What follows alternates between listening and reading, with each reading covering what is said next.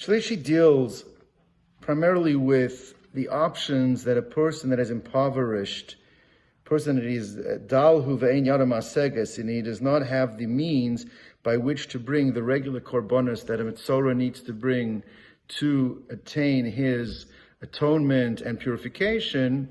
So the ani, the dal, the person who is impoverished, is given an alternative method of bringing the korbanos, a one that is more affordable. And I was just wondering that we don't find by mitzvahs like, okay, we have an lulav that's more affordable for an ani, or there's tefillin that are more affordable for an ani.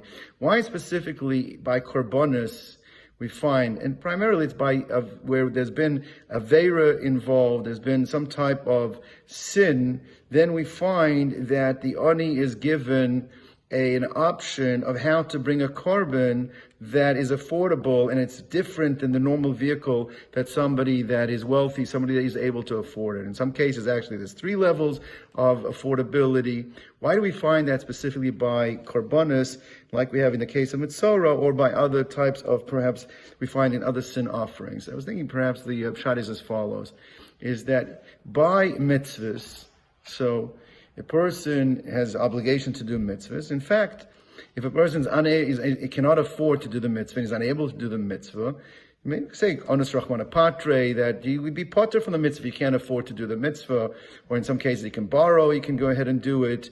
We don't find that there is a vehicle to enable him to be able to do it.